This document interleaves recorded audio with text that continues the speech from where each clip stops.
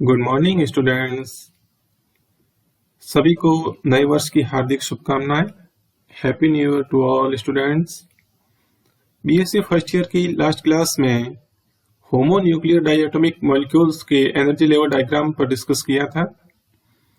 आज की क्लास में मैं हेट्रोन्यूक्लियर डाइएटॉमिक मॉलिक्यूल्स के एनर्जी लेवल डायग्राम पर डिस्कस करूंगा। हेट्रोन्यूक्लियर डाइएटॉमिक मॉलिक्यूल क्या होते हैं? सबसे पहले कि विषम नाभिकीय द्विपरमाणु अणु होते क्या है आखिर? तो ऐसे मॉलिक्यूल जो दो भिन्न प्रकार के तत्वों से मिलकर बने, यानी उस मॉलिक्यूल में दो अलग अलग प्रकार के तत्व होते हैं, तो ऐसे मॉलिक्यूल विषम नाभिकीय द्विपरमाणु अणु कहलाते हैं। इस प्रकार की अणुओं में बंध से जुड़े दोनों परमाणुओं की विद्युत ऋणताओं में अंतर होता है। जब मॉलिक्यूल में दो अलग अलग प्रकार के तत्वों के परमाणु होंगे तो उनकी विद्युत ऋणताओं में अंतर भी होगा, और इस कारण बंधी आणविक कक्षक जो बॉन्डिंग मॉलिक्यूलर ऑर्बिटल है में स्थित जो इलेक्ट्रॉन युग्म है वो अधिक विद्युत ऋणता वाले तत्वों को आकर्षित होते हैं। अधिक विद्युत ऋणता जिसकी इलेक्ट्रोनेगेटिविटी अधिक है वो बॉन्डिंग मॉलिक्यूल में उपस्थित जो इलेक्ट्रॉन है उनको अपनी तरफ आकर्षित करता है, और इस आकर्षण के कारण बंधी आणविक कक्षक अधिक विद्युत ऋणता वाले परमाणु के समीप तथा विपरीत बंधी आणविक कक्षक कम विद्युत ऋणता वाले तत्वों के निकट आ जाते हैं। यानी जो विपरीत बंधी आणविक कक्षक है वो तो जो कम विद्युत ऋणता वाले तत्व है उसके निकट आ जाएंगे, और बंधी आणविक कक्षक है वो अधिक विद्युत ऋणता वाले परमाणु के समीप आ जाते हैं। इस प्रकार के अणुओं में दोनों परमाणुओं के समान नहीं होने के कारण उनके परमाणु कक्षकों की ऊर्जा में अंतर होता है। यानी यहाँ पर मॉलिक्यूल के अंदर दोनों परमाणु अलग अलग है तो उनके जो एटॉमिक ऑर्बिटल है उनकी एनर्जी में भी डिफरेंट होगा, अंतर होगा। इनमें से जो परमाणु अधिक विद्युत ऋणी होगा, यानी कि जिसकी इलेक्ट्रोनेगेटिविटी अधिक होगी, अर्थात जिसके नाभिक पर धन आवेश अधिक होगा, यानी जिसकी विद्युत ऋणता अधिक है तो उसके नाभिक पर धन आवेश भी अधिक है, वो अपने परमाणु कक्षकों को अधिक आकर्षित करेगा, जिससे उसके परमाणु कक्षकों की ऊर्जा कम हो जाएगी। यानी कि जिस परमाणु की विद्युत ऋणता अधिक है वो अपने परमाणु कक्षकों को अधिक आकर्षित करेगा, और जिसके कारण उनके परमाणु कक्षकों की ऊर्जा है वो कम हो जाती है। उदाहरण के लिए यहाँ पे कार्बन की तुलना में नाइट्रोजन और नाइट्रोजन की तुलना में ऑक्सीजन का नाभिक अपने परमाणु कक्षकों को अधिक आकर्षित करता है, क्योंकि कार्बन की तुलना में नाइट्रोजन की विद्युत ऋणता अधिक होती है और नाइट्रोजन की तुलना में ऑक्सीजन की विद्युत ऋणता अधिक होती है। अतः इस प्रकार के अणुओं का ऊर्जा स्तर आरेख बनाते समय अधिक विद्युत ऋणी तत्वों के परमाणु कक्षकों को कम विद्युत ऋणी तत्व के कक्षकों की तुलना में नीचे अर्थात कम ऊर्जा में बनाते हैं। यानी जिसकी विद्युत ऋणता अधिक है उसके जो परमाणु कक्षक है उनको जो अधिक विद्युत ऋणता कम विद्युत ऋणता वाले जो परमाणु है उसकी तुलना में नीचे यानी कम ऊर्जा के अंदर बनाते हैं। इस प्रकार इन विषम नाभिकीय अणुओं का ऊर्जा स्तर आरेख समनाभिकीय अणुओं के समान सममित न होकर के असममित होता है। उदाहरण के लिए यहाँ पे कार्बन मोनोऑक्साइड है, नाइट्रिक ऑक्साइड है, ये आपके सिलेबस में है। इनके एनर्जी लेवल डायग्राम आगे डिस्कस करते हैं। सबसे पहले नाइट्रिक ऑक्साइड जो मॉलिक्यूल है उसका एनर्जी लेवल डायग्राम किस प्रकार से होता है? तो नाइट्रिक ऑक्साइड के अंदर एक तो यहाँ पे परमाणु है नाइट्रोजन का, दूसरा ऑक्सीजन का है, और नाइट्रोजन का इलेक्ट्रॉनिक विन्यास 1s2 2s2 2p3 होता है, और ऑक्सीजन का इलेक्ट्रॉनिक विन्यास 1s2 2s2 2p4 होता है। तो इस प्रकार यहाँ पे NO जो यानी कि नाइट्रिक ऑक्साइड में कुल 15 इलेक्ट्रॉन होंगे, 7 तो यहाँ पे नाइट्रोजन की और 8 इलेक्ट्रॉन यहाँ पे ऑक्सीजन के, टोटल यहाँ पे 15 इलेक्ट्रॉन होते हैं। अतः नाइट्रिक ऑक्साइड का इलेक्ट्रॉनिक विन्यास है वो इस प्रकार से होता है। यहाँ पे ये इलेक्ट्रॉनिक विन्यास जिसमें यहाँ 4 इलेक्ट्रॉन तो इनमें शुरुआत के जो बॉन्डिंग के 1s और एंटी बॉन्डिंग के 1s है उनके अंदर 4 इलेक्ट्रॉन जो के द्वारा यहाँ पे निरूपित करते हैं, उसके बाद में यहाँ पे सिग्मा बॉन्डिंग 2s में 2 electron, sigma anti bonding 2s में भी 2 इलेक्ट्रॉन, और यहाँ पे पाई बॉन्डिंग 2p x में 2 इलेक्ट्रॉन, और पाई बॉन्डिंग 2p y में 2 इलेक्ट्रॉन, और सिग्मा बॉन्डिंग 2p z में 2 इलेक्ट्रॉन, और पाई एंटी बॉन्डिंग 2p x में 1 इलेक्ट्रॉन। इस प्रकार से यहाँ ये इसका इलेक्ट्रॉनिक विन्यास है। इसका बॉन्ड ऑर्डर यानी बंध क्रम निकालते हैं तो जो बॉन्डिंग मॉलिक्यूलर ऑर्बिटल है उनमें उपस्थित इलेक्ट्रॉन माइनस एंटी बॉन्डिंग में कितने हैं, तो 2 4 2 6 2 8 हो गए, और माइनस में या एंटी बॉन्डिंग में 2 और 1 3, 8 - 3 अपॉन यहाँ पे 2, तो 5 में 2 को डिवाइड करेंगे तो 2.5 इसका बॉन्ड ऑर्डर आ जाता है। विपरीत बंदी आणविक कक्षक में एक अयुग्मित इलेक्ट्रॉनों की उपस्थिति के कारण ये मॉलिक्यूल है वो अनुचुंबकीय यानी पैरामैग्नेटिक होता है। ये जो आपको दिख रहा है पाई एंटी बॉन्डिंग के अंदर यहाँ पे 1 इलेक्ट्रॉन है, और ये इलेक्ट्रॉन अयुग्मित यानी अनपेयर्ड इलेक्ट्रॉन है, इसलिए ये मॉलिक्यूल है वो पैरामैग्नेटिक होता है। नाइट्रिक ऑक्साइड की बंध ऊर्जा 149 किलो कैलोरी प्रति मोल होती है। यहाँ पे इसका नाइट्रिक ऑक्साइड का एनर्जी लेवल जो डायग्राम है वो इस प्रकार से बनता है। यहाँ ये नाइट्रोजन के एटॉमिक ऑर्बिटल, और यहाँ ये ऑक्सीजन के एटॉमिक ऑर्बिटल, और नाइट्रोजन के अंदर यहाँ पे 1s में 2 इलेक्ट्रॉन, 2s में 2 इलेक्ट्रॉन, और 2p के अंदर 3 इलेक्ट्रॉन। इसी प्रकार यहाँ पे ऑक्सीजन के अंदर यहाँ पे 1s में 2 इलेक्ट्रॉन, 2s में 2 इलेक्ट्रॉन, और 2p में ये 4 इलेक्ट्रॉन इस प्रकार से। लेकिन यहाँ पे नाइट्रोजन की तुलना में ऑक्सीजन की विद्युत ऋणता वो अधिक होती है, इसलिए यहाँ पे डायग्राम में पहले ही बता दिया था कि यहाँ पे जिसकी विद्युत ऋणता अधिक है उनके परमाणुक कक्षकों को कम ऊर्जा के दर्शाते हैं।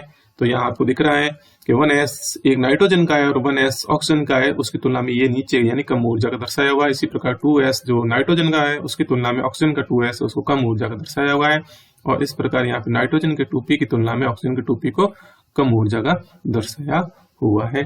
और यहाँ पे ये इनके बने हुए मॉलिक्यूलर ऑर्बिटल, और उसमें यहाँ पे ये इलेक्ट्रॉन इस प्रकार से जो आपके इलेक्ट्रॉनिक विन्यास में अभी डिस्कस किया था, और लास्ट में जो इलेक्ट्रॉन रहेगा वो अयुग्मित इलेक्ट्रॉन, यहाँ पे पाई एंटी बॉन्डिंग के अंदर ये इलेक्ट्रॉन, और जिसके कारण ये मॉलिक्यूल है वो पैरामैग्नेटिक होता है।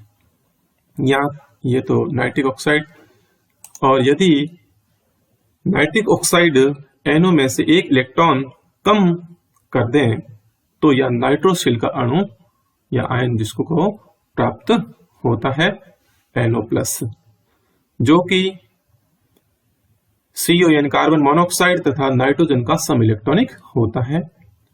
नाइट्रिक ऑक्साइड में आपने देखा था कि इसमें 15 इलेक्ट्रॉन होते हैं, उसमें से 1 इलेक्ट्रॉन कम हो गया तो 14 इलेक्ट्रॉन रह गए, और कार्बन मोनोऑक्साइड और नाइट्रोजन के अंदर भी 14 इलेक्ट्रॉन ही होते हैं, इसलिए ये कार्बन मोनोऑक्साइड और नाइट्रोजन का सम इलेक्ट्रॉनिक है। इस प्रकार यहाँ पे नाइट्रोसिल अणु का इलेक्ट्रॉनिक विन्यास इस प्रकार से होता है।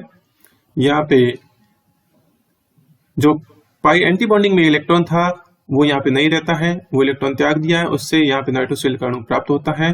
तो 1 इलेक्ट्रॉन त्यागने के बाद में जो पीछे रहेगा इलेक्ट्रॉनिक विन्यास है वो इस प्रकार से रहेगा, यानी कि इसका मॉलिक्यूलर एनर्जी लेवल डायग्राम है वो यहाँ पे इस प्रकार से होगा।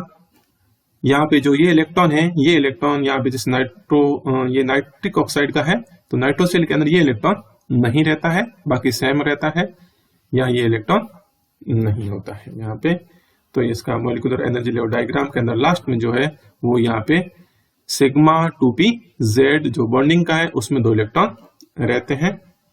तो यहाँ पे ये इसी प्रकार सिग्मा बॉन्डिंग 2p z के अंदर 2 इलेक्ट्रॉन है, और इसका बॉन्ड ऑर्डर निकालेंगे तो यहाँ पे बॉन्डिंग में जो इलेक्ट्रॉन है वो तो 8 के 8 उस नाइट्रिक अणु के समान ही रहेंगे 8, लेकिन 1 इलेक्ट्रॉन जो कम हुआ है वो एंटी बॉन्डिंग से हुआ है, तो एंटी बॉन्डिंग के अंदर यहाँ पे 3 की जगह 2 इलेक्ट्रॉन रह जाते हैं। तो 8 - 2 अपॉन यहाँ पे 2 हो जाएगा, तो पीछे 6 में से 2 को डिवाइड करेंगे तो 3 आ जाएगा यहाँ पे इसका बॉन्ड ऑर्डर। इस प्रकार यहाँ पे नाइट्रोसिल का बंध क्रम NO से अधिक यानी नाइट्रिक ऑक्साइड से अधिक होता है। यानी नाइट्रिक ऑक्साइड के अंदर बॉन्ड ऑर्डर देखा था वो 2.5 था, लेकिन नाइट्रोसिल के अंदर 3 होता है। तो स्पष्ट है कि ये नाइट्रिक ऑक्साइड की तुलना में नाइट्रोसिल अधिक स्थायी है। यही कारण है कि नाइट्रोसिल की बंध ऊर्जा है वो 251 किलो कैलोरी प्रति मोल है, जबकि नाइट्रिक ऑक्साइड की बंध ऊर्जा केवल 149 किलो कैलोरी प्रति मोल ही होती है। बॉन्ड ऑर्डर जिसका अधिक है उसकी बॉन्ड एनर्जी भी अधिक होती है, यानी कि नाइट्रोसिल की बॉन्ड एनर्जी है वो नाइट्रिक ऑक्साइड की तुलना में अधिक होती है।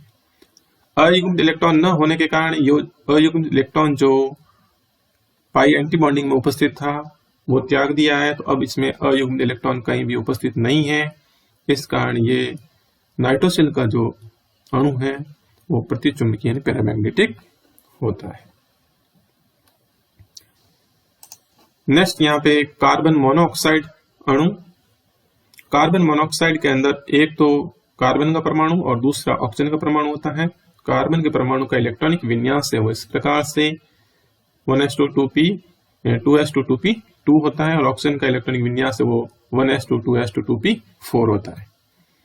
अब यहाँ पे कार्बन के 6 इलेक्ट्रॉन और ऑक्सीजन के 8 इलेक्ट्रॉन, टोटल यहाँ पे 14 इलेक्ट्रॉन होते हैं इसमें कार्बन मोनोऑक्साइड के अंदर। कार्बन मोनोऑक्साइड में 2s व 2p के मध्य ऊर्जा अंतर कम होता है। 2s व 2p ऑर्बिटल है उनके मध्य ऊर्जा अंतर कम हो जाता है। यहाँ यही है कि कार्बन की तुलना में ऑक्सीजन की विद्युत ऋणता है वो अधिक है, और अधिक विद्युत ऋणता होने के कारण ऑक्सीजन के जो एटॉमिक ऑर्बिटल है उनको कम ऊर्जा के दर्शाते हैं, कम ऊर्जा के हो जाते हैं, और कम ऊर्जा के होने के कारण जो ऑक्सीजन के p ऑर्बिटल है उनकी ऊर्जा कार्बन के 2s के लगभग बराबर, थोड़ा अंतर ही रहता है। और इसके कारण यहाँ पे जो सिग्मा एंटी बॉन्डिंग 2s है वो कक्षक यहाँ पे पाई बॉन्डिंग 2px व पाई बॉन्डिंग 2py से ऊपर आ जाता है। अतः कार्बन मोनोऑक्साइड अणु का इलेक्ट्रॉनिक विन्यास है वो इस प्रकार से रह जाता है। यहाँ पे ये जो दिख रहा है आपको सिग्मा एंटी बॉन्डिंग 2s, ये यहाँ पे सामान्य रूप से अपन ने पढ़ा है कि ये यहाँ इस प्रकार से होता है। यहाँ जैसे ये सिग्मा एंटी बॉन्डिंग 2s, ये मॉलिक्यूलर ऑर्बिटल सामान्य रूप से यहाँ होता है। सिग्मा बॉन्डिंग 2s से बाद में सिग्मा एंटी बॉन्डिंग 2s होता है, लेकिन यहाँ पर ये इसकी ऊर्जा इन तीनों से अधिक हो जाती है, और इसका मॉलिक्यूलर एनर्जी लेवल डायग्राम है वो इस प्रकार से बन जाता है। यहाँ पे आपको दिख रहा है ये जो सिग्मा बॉन्डिंग 2s और यहाँ पे होता है सिग्मा एंटी बॉन्डिंग 2s, उसकी ऊर्जा यहाँ इनसे सिग्मा 2pz वाले से बॉन्डिंग वाले से, और सिग्मा पाई बॉन्डिंग 2px और पाई एंटी बॉन्डिंग 2py, इन दोनों से अधिक यहाँ पे ऊर्जा इसकी हो जाती है। तो यहाँ इस प्रकार से ये इसका मॉलिक्यूलर एनर्जी लेवल डायग्राम होता है।